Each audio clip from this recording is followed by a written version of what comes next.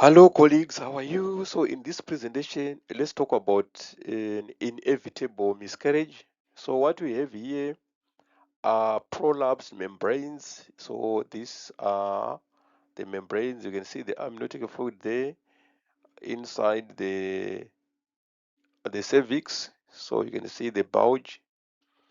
So this is a U-shaped hourglass membrane.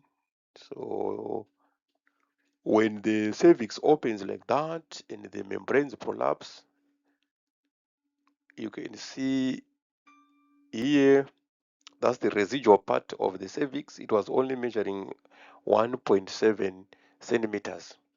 So when you have this, you must know that you cannot save or salvage this type of a pregnancy. The pregnancy is on its way out. Luckily, the baby is now at 7 weeks. Sorry, 7 months, 2 weeks and 1 day. So 7 months, 2 weeks and 1 day. So this is the hourglass. So that's what we have. So those membranes have prolapsed, and then we have what is called the hourglass there. So this is the residual part. That's the residual part of the cervix. So this baby cannot be saved. We cannot save the baby against miscarriage, but this baby can survive because it is viable. The baby is okay. There are no issues with the baby. It's only the membranes which are jealousy, which have prolapsed. So you can see the fetus is super excited. It doesn't understand what is about to happen. So the heart is fine. So the patient was bleeding.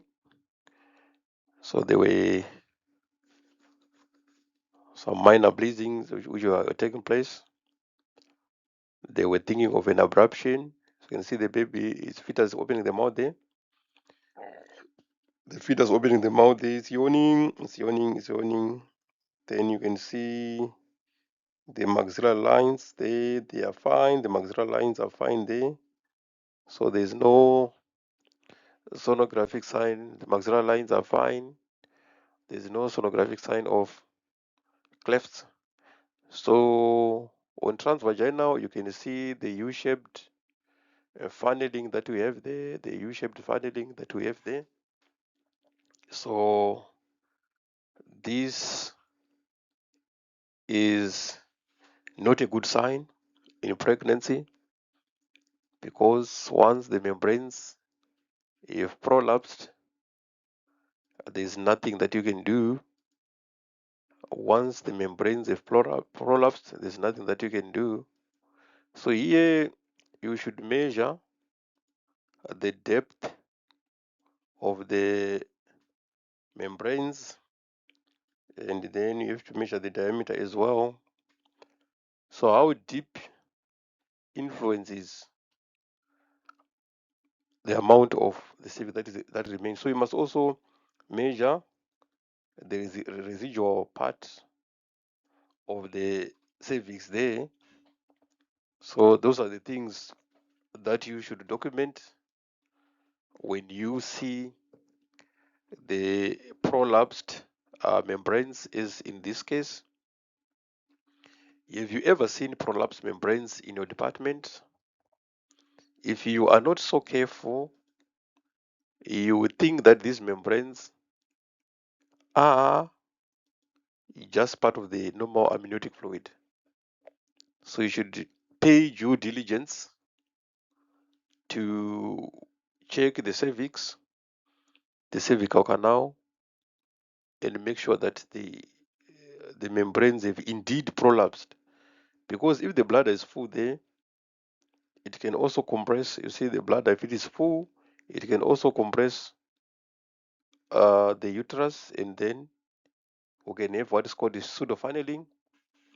So here I just have a little bit of fluid because I wanted to visualize the residual part of the cervix nicely. So you can see the hourglass there. So this is a miscarriage on its way. So the best is they salvage the baby, they remove the baby will survive. It will only be a premature baby. It will only be a premature baby, but it will definitely make it because there are no issues with the baby. So this is an extent of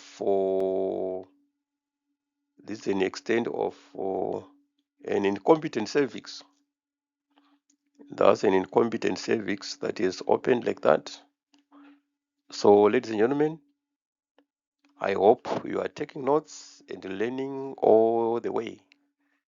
Thank you so much. Let's meet again in the next episode. Enjoy the rest of your day.